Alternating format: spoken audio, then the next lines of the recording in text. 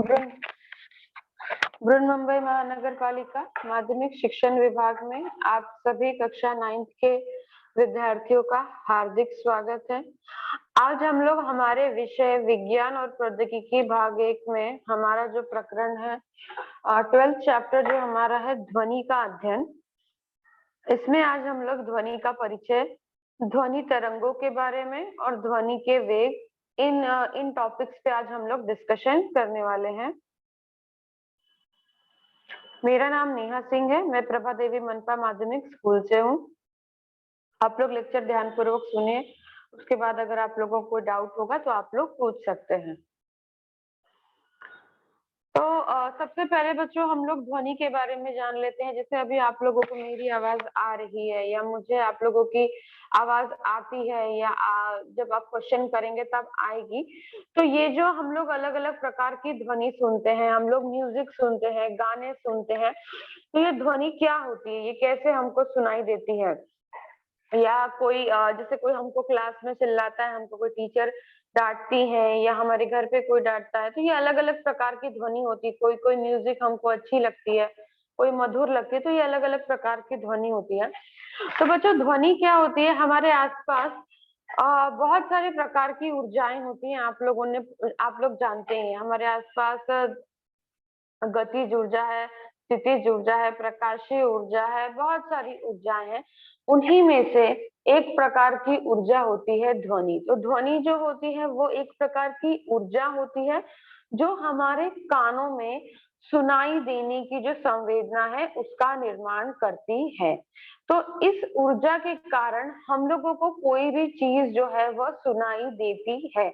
हम लोग एक दूसरे को सुन पाते हैं, जैसे मैं बोल रही हूँ अभी तो आप लोग सुन पा रहे हैं, या आप लोग जब बोलेंगे तो मैं सुन पाऊंगी।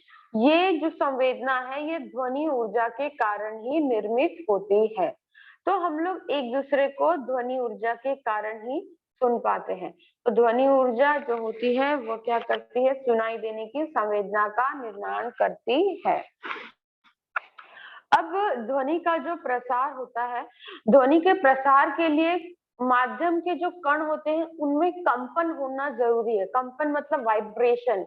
आप लोग मोबाइल का कभी कभी वाइब्रेट मोड पे रखते हैं तो मोबाइल ऐसे हिलने लगता है, या आप लोग कभी अपने कोई बेंच पे या किसी टेबल पे ऐसे हाथ मार के देखिए तो आप लोग देखेंगे आपके हाथ में एक हल्की सी झंझनाहट होगी। वो जो झंझनाहट होती है उसी को हम लोग कंपन कहते हैं। तो ध्वनि का जो प्रसार होता है बिना माध्यम के कणों के कंपन के नहीं हो सकता है। हम लोग हवा में ऐसे ही हाथ हिलाएंगे तो कोई हमको आवाज या ध्वनि नहीं आएगी। वही हाथ हम लोग किसी टेबल पे या दीवार पे ऐसे मारेंगे तो हमको ध्वनि की निर्मिति होती है। तो ये ध्वनि की निर्मिति क्यों होती है, क्योंकि माध्यम के जो कण होते हैं उनमें कंपन या वाइब्रेशन का निर्माण होता है, जिससे ही ध्वनि हम लोगों को सुनाई पड़ती है। तो ध्वनि का प्रसार होने के लिए माध्यम के कणों में कंपन या वाइब्रेशन होना आवश्यक है। बिना वाइब्रेशन या कंपन के ध्वनि हमको सुनाई नहीं दे सकती है। जब भी हम लोग ऐसे कुछ सुनते भी हैं, जैसे कोई हमसे बात भी कर रहा है, तो हमारे कान के जो पर्दे हैं इसमें ये कंपन होता है, तभी हमको ये सुनाई पड़ती है, कोई भी ध्वनि हमको सुनाई पड़ती है। आप लोग कॉर्ड भी लगाते हैं, कॉर्ड का वॉल्यूम कम तेज करते हैं तो आप लोग देखोगे उससे कान के जो पर्दे हैं उन पर असर पड़ता है, उनपे जो कंपन होता है उसके कारण आपको वॉल्यूम जो होता है या ध्वनि जो होती है वो सुनाई पड़ती है। और ध्वनि ऊर्जा का जो प्रसार है वह तरंगों के रूप में होता है। तरंग मतलब वेव्स हो गया। वेव्स आप लोग जैसे समुद्र की लहरें वगैरह देखे हैं, वो उसको हम लोग वेव्स कहते हैं। तो उसी प्रकार की कुछ और वेव्स होती हैं।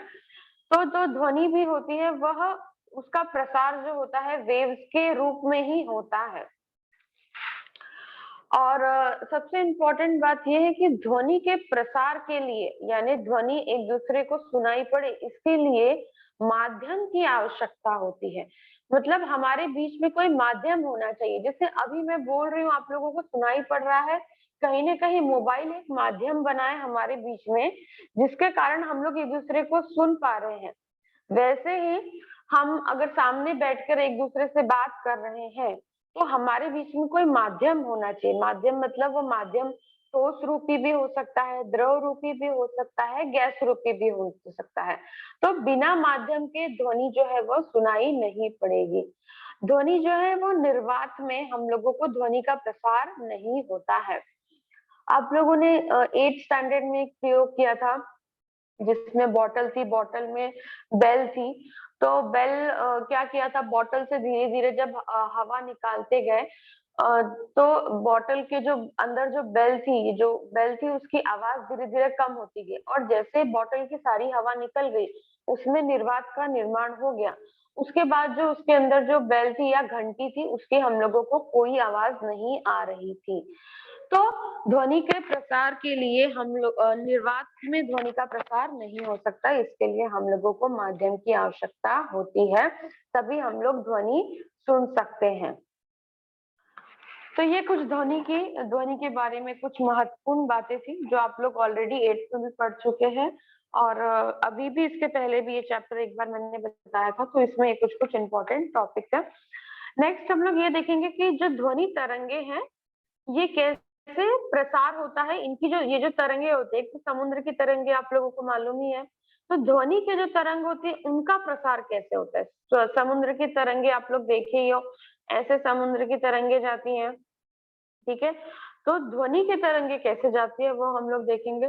तो ध्वनि के तरंग जो होते हैं उनके कारण जो माध्यम में संपीड़न, संपीड़न मतलब अधिक घनत्व का क्षेत्र, वहां के जो कण होते हैं उसमें घनत्व जो होता है वो बढ़ जाता है, और विरलन कम घनत्व का क्षेत्र की श्रृंखला निर्मित होती है। तो जो ध्वनि तरंगे होती हैं वो माध्यम में क्या करती हैं, संपीड़न और विरलन की श्रृंखला निर्मित करती है। मतलब अधिक घनत्व का क्षेत्र और कम घनत्व का क्षेत्र निर्मित करती है।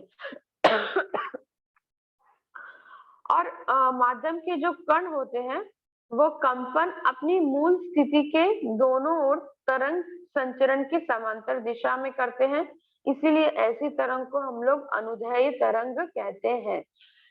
ठीक है। तो जो ध्वनि तरंगे होती हैं वो कैसे प्रसारित होती है, वह अपनी मूल स्थिति के दोनों ओर तरंग संचरण की समांतर दिशा में प्रसारित होती है। तो जो माध्यम के कण होते हैं और तरंग के प्रसार की दिशा दोनों समांतर दिशा में होती है, और ऐसी दिशा में जो तरंग होती है वैसी तरंग को हम लोग अनुदैर्ध्य तरंग कहते हैं।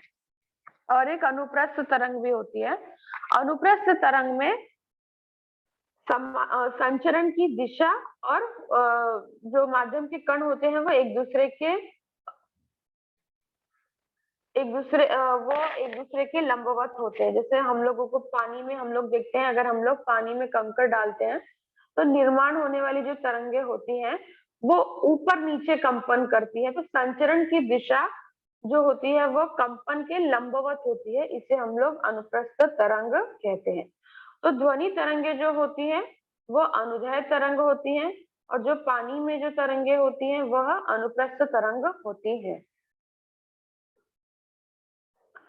हाँ, अभी हम लोग आकृति में देखेंगे कि जैसा हम लोगों ने ध्वनि के तरंग के बारे में पढ़ा था कि माध्यम के जो कण होते हैं वो संपीड़न और विरलन के माध्यम से प्रसारित होते हैं। यहाँ पर आप लोगों को दिख रहा है माध्यम के कण बहुत एकदम पास में आ गए हैं। यहाँ पे उनकी घनत्वता क्या हो गई है, बढ़ गई। यहाँ पे घनत्वता क्या हो गई है, कम हो गई है। यहाँ पे घनत्व ज्यादा हो गया है, यहाँ पे घनत्व कम हो गया है। यहाँ पे घनत्व वापस ज्यादा हो गया, यहाँ पे कम हो गया है। तो जहाँ पे घनत्व ज्यादा हो गया उसे हम लोग संपीड़न कहते हैं, और जहाँ पे घनत्व कम हो गया उसे हम लोग विरलन कहते हैं। तो जो ध्वनि तरंगे होती हैं वो संपीड़न और विरलन ये श्रृंखला द्वारा प्रवाहित होती है। यहाँ पे आप लोग को दिख रहा है तरंग का जो तरंग जो माध्यम के कण है उनका घनत्व ज्यादा हो गया, यहाँ पे कम, वापस ज्यादा कम ज्यादा कम।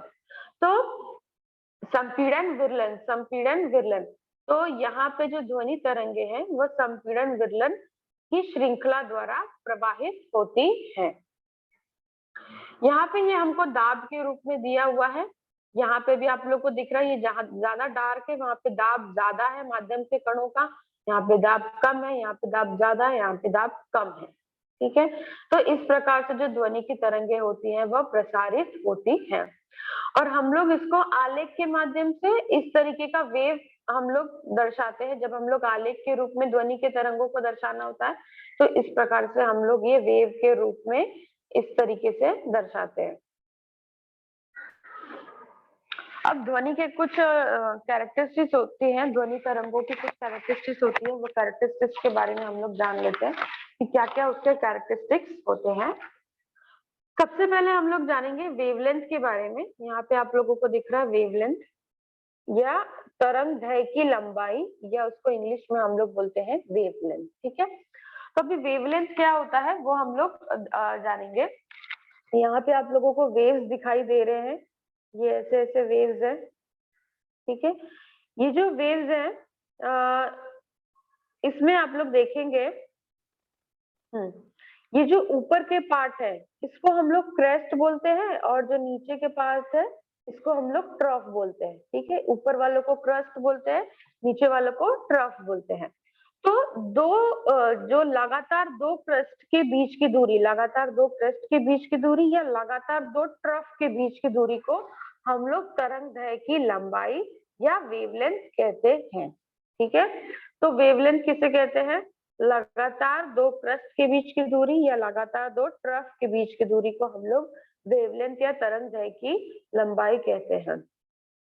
दूसरी भाषा में आप लोग ऐसा भी कह सकते हैं कि एक ये जो है वेव साइकिल, एक पूरा वेव ऊपर से ये नीचे तक, ऊपर से ये नीचे तक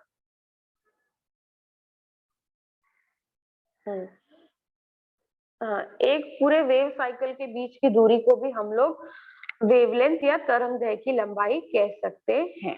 ठीक है, तो इसकी परिभाषा दो रूप में हो सकती है। एक हो सकती है कि लगातार दो क्रेस्ट के बीच की दूरी या लगातार दो ट्रफ के बीच की दूरी, या एक जो पूरा वेव है उस वेव की बीच की दूरी को हम लोग कह सकते हैं तरंग दैर्घ्य की लंबाई या वेवलेंथ।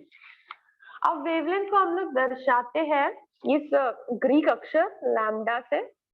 हम लोग दर्शाने के लिए ग्रीक अक्षर लैम्डा यूज करते हैं, और एसआई यूनिट में इसकी इकाई होती है मीटर। इसकी इकाई जो होती है वो मीटर होती है। ठीक है, तो ये हो गया हमारा पहला कैरेक्टरिस्टिक्स वेवलेंथ। नेक्स्ट कैरेक्टरिस्टिक्स ध्वनि की तरंगों के बारे में है फ्रीक्वेंसी या आवृत्ति। यहाँ पे आप लोग को दिख रहा है फ्रीक्वेंसी या आवृत्ति। तो एक सेकेंड में जितने वेव्स प्रोड्यूस होते हैं उसे हम लोग फ्रीक्वेंसी कहते हैं। ठीक है, अभी ये दिख रहा है आप लोगों को, ये एक पूरा वेव होता है, ये एक पूरा वेव है। ठीक है, तो एक सेकेंड में जितने वेव्स प्रोड्यूस होंगे या जितने वेव्स बनेंगे उसे हम लोग ध्वनि तरंग की आवृत्ति या फ्रीक्वेंसी कहते हैं। एक सेकेंड में जितने भी वेव्स प्रोड्यूस होंगे उसे हम लोग ध्वनि तरंग की आवृत्ति या फ्रीक्वेंसी कहेंगे। ये पूरा एक वेव दिख रहा है आप लोगों को, ये जितने होंगे एक सेकेंड में प्रोड्यूस होंगे। अब इसकी जो दर्शाने के लिए हम लोग ग्रीक अक्षर न्यू का उपयोग करते हैं। ग्रीक अक्षर न्यू होता है, इसका हम लोग दर्शाने के लिए न्यू का उपयोग करते हैं फ्रीक्वेंसी के लिए, और इसकी जो इकाई होती है वह होती है हर्ट्ज। इसकी जो इकाई होती है जिसमें इसको नापते हैं वो होता है हर्ट्ज। तो ये हो गया दूसरा कैरेक्टरिस्टिक्स ध्वनि तरंग का। थर्ड कैरेक्टरिस्टिक्स हम लोग देखेंगे एम्पलीट्यूड या आयाम। थर्ड कैरेक्टरिस्टिक्स है एम्पलीट्यूड या आयाम। तो यहाँ पे आप लोगों को दिख रहा है, यहाँ पे आयाम को दर्शाने के लिए ए का यूज किया जाता है, और इसकी भी जो इकाई होती है वह मीटर होती है। यहाँ पे आप लोगों को दिख रहा है, यहाँ पे ए यूज किया है, ए लिखा हुआ है। तो ये जो हमारे वेव्स हैं ये कितने मूल जो स्थिति है उससे ये कितनी अधिकतम दूरी तक ऊपर जाते हैं या नीचे जाते हैं, इसे हम उसका आयाम कहते हैं, इसे हम ध्वनि तरंग का आयाम कहते हैं। ये जो हमारी ये जो लंबाई है, ये जो ऊंचाई है, ये जो वेव्स की जो ऊंचाई रहती है ये कितना ऊपर तक जाते हैं, इसे हम लोग इसका आयाम या एम्पलीट्यूड कहते हैं।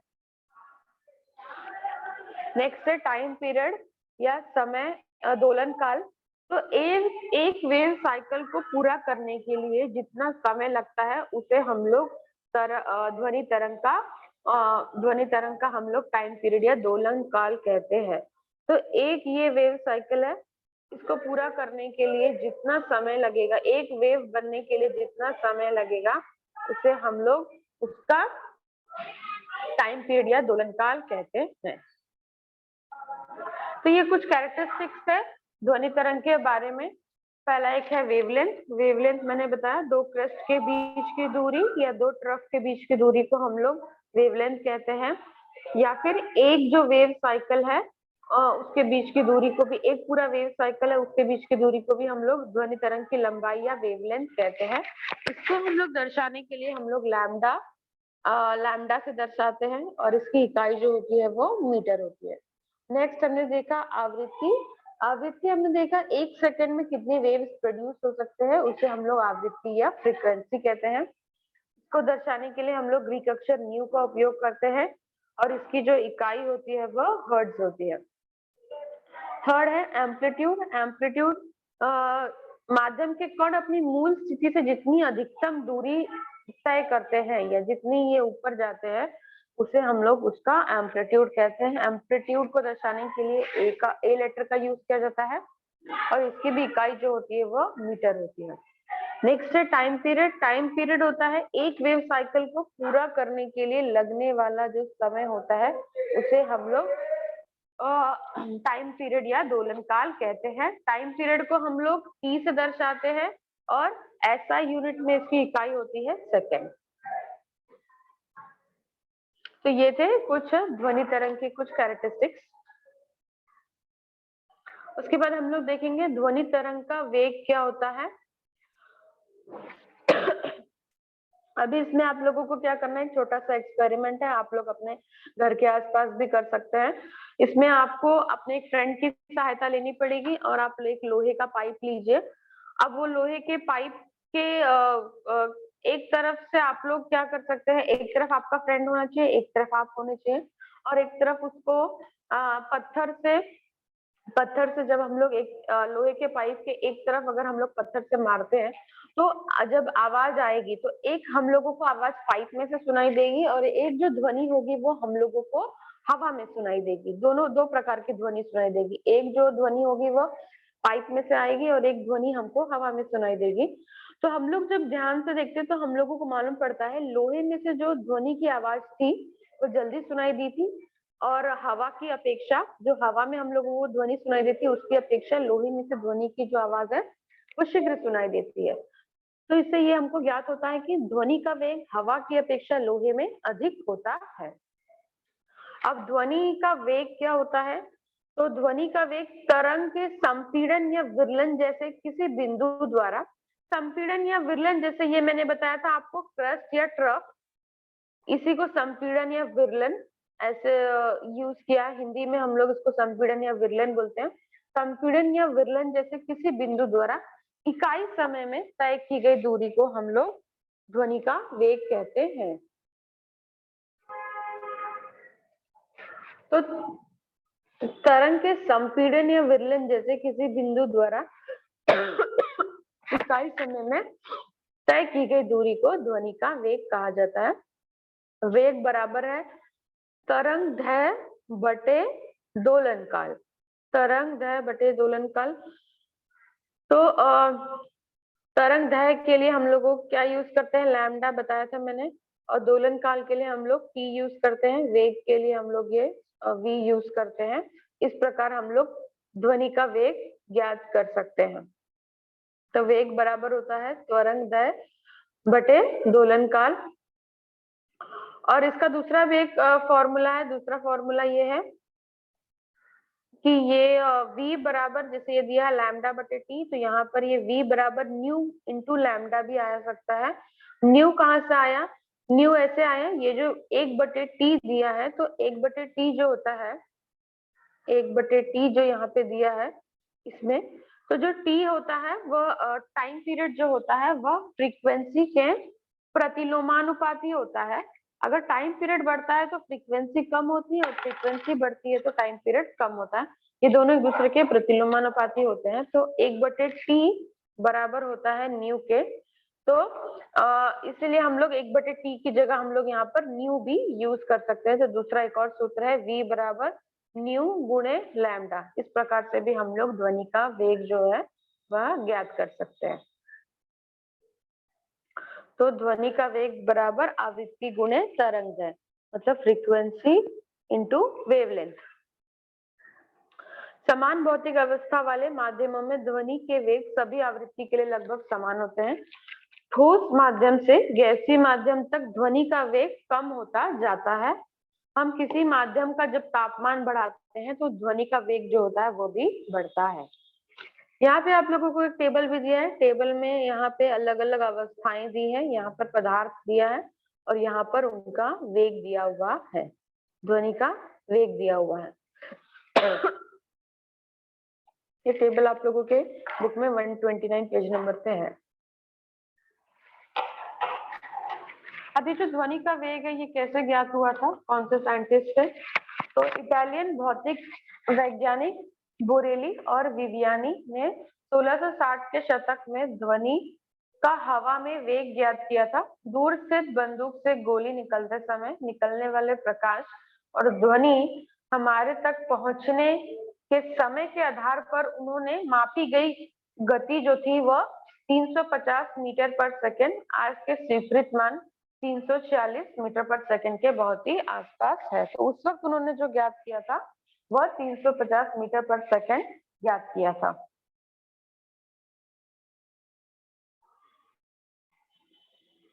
अब ध्वनि का जो वेग होता है हवा में ध्वनि का वेग वो किन किन चीजों से इफेक्ट हो सकता है, किन किन चीजों पे उसका प्रभाव होता है वो हम लोग समझेंगे। तो हवा माध्यम में जाने वाली ध्वनि तरंगों का वेग हवा की भौतिक स्थिति पर निर्भर होता है। भौतिक स्थिति का अर्थ है जैसे उसका तापमान, उसका घनत्व, उसका अणुभार, इन चीजों से जो ध्वनि का वेग है हवा में इफेक्ट हो सकता है। जो भौतिक स्थितियां हैं इनसे ध्वनि का वेग है वो थोड़ा बहुत परिवर्तित हो सकता है। जो भौतिक परिस्थितियां अगर अलग हैं उससे ध्वनि का जो वेग है वो बढ़ और कम हो सकता है। सबसे पहले हम लोग देखेंगे तापमान का इफेक्ट क्या होता है ध्वनि के वेग पर। तो ध्वनि का वेग माध्यम के तापमान के वर्गमूल के समानुपाती होता है। समानुपाती मतलब अगर वेग बढ़ेगा, अगर तापमान बढ़ेगा तो वेग भी बढ़ेगा। ठीक है, समानुपात में है तो अगर तापमान बढ़ेगा तो वेग भी बढ़ेगा। तो ध्वनि का जो वेग होता है वो माध्यम के तापमान के वर्गमूल के समानुपाती होता है। अर्थात तापमान चौगुना होने पर ध्वनि का वेग जो होगा वह दुगना होता है। ठीक है, तो ये अगर तापमान बढ़ेगा तो वैसे ही ध्वनि का वेग भी बढ़ेगा।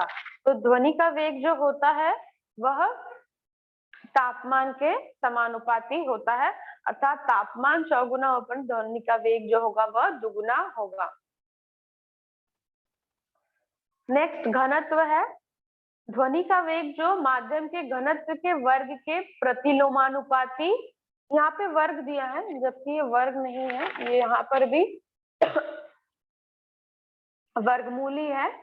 तो ये भी क्या होता है माध्यम के घनत्व के वर्गमूल के प्रतिलोमानुपाती होता है। प्रतिलोमानुपाती मतलब ये अगर घनत्व बढ़ेगा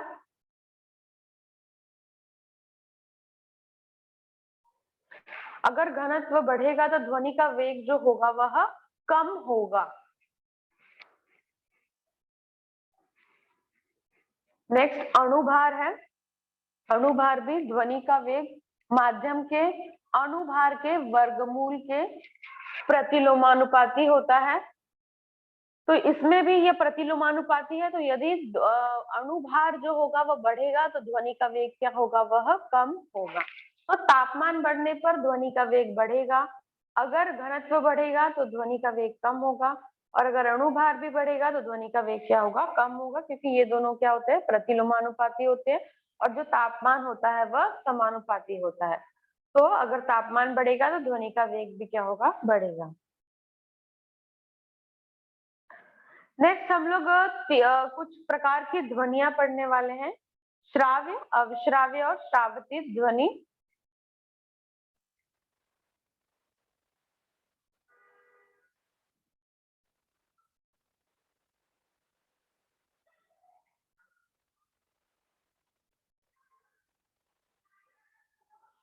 जो हमारे मानवी कान होते हैं उनकी सुनने की जो क्षमता होती है वो 20 हर्ट्ज से 20,000 हर्ट्ज के बीच में होती है।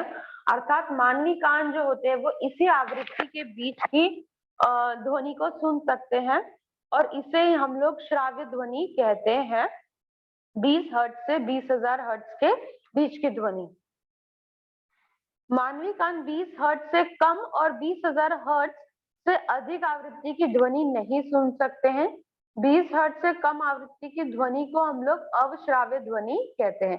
20 हर्ट्ज से कम आवृत्ति की जो ध्वनि होती है उसे हम लोग अवश्राव्य ध्वनि कहते हैं और उसको हम लोग मानवी जो कान होते हैं वो नहीं सुन सकते हैं। लोलक के कंपन की निर्मिति ध्वनि, जो पेंडुलम होता है उसके जो कंपन की जो निर्मिति वाली ध्वनि होती है वो हो गई, या भूकंप आने के पूर्व पृथ्वी के पृष्ठभाग के कंपन की ध्वनि जो होती है वो 20 हर्ट्ज से कम आवृत्ति की होती है, इसीलिए वो हम लोगों को सुनाई नहीं पड़ती है, अर्थात वह अविश्राव्य ध्वनि होती है।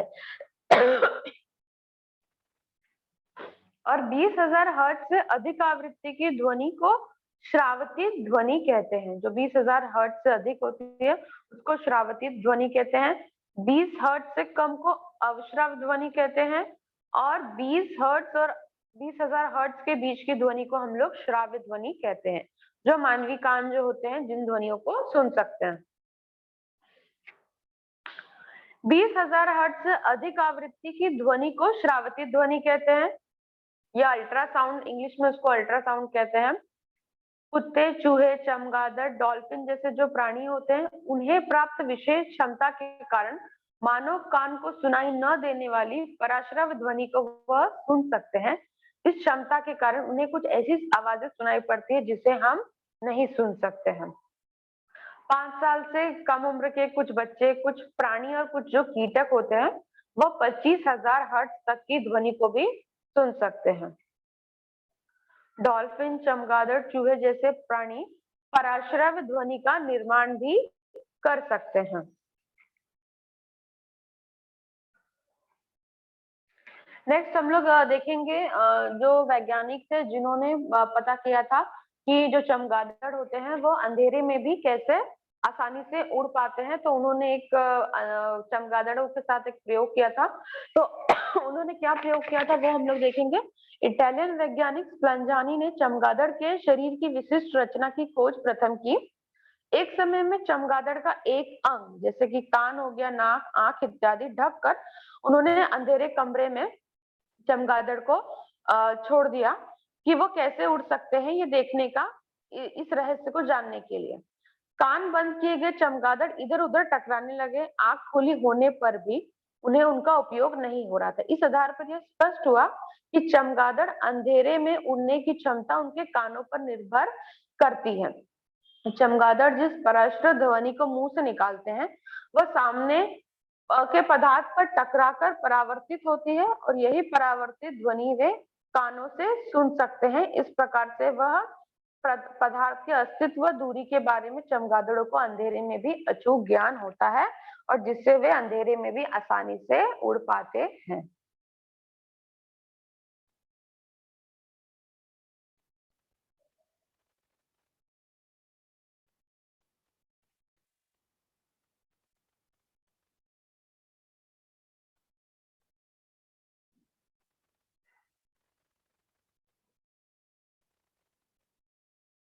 तो आज बच्चों हम लोगों ने हमारा जो 12th चैप्टर है ध्वनि का अध्ययन, इसमें हम लोगों ने ध्वनि के परिचय के बारे में जाना, ध्वनि तरंगों के बारे में जाना, ध्वनि तरंगों के कुछ कैरेक्टरिस्टिक्स के बारे में समझे हम लोग, जैसे कि wavelength, frequency, time period, amplitude. उसके साथ साथ हम लोगों ने ध्वनि का वेग, ध्वनि के वेग का सूत्र जाना, और हम लोगों ने अलग अलग प्रकार की ध्वनि समझे, जैसे श्राव्य ध्वनि, अविश्राव्य ध्वनि और श्रावतित ध्वनि। किसी को कुछ डाउट है तो वो पूछ सकता है।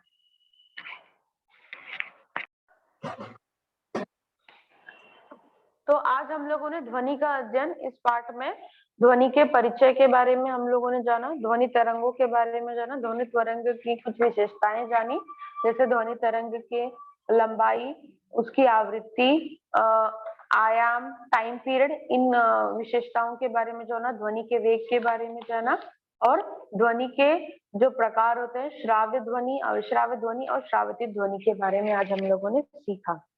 Thank you.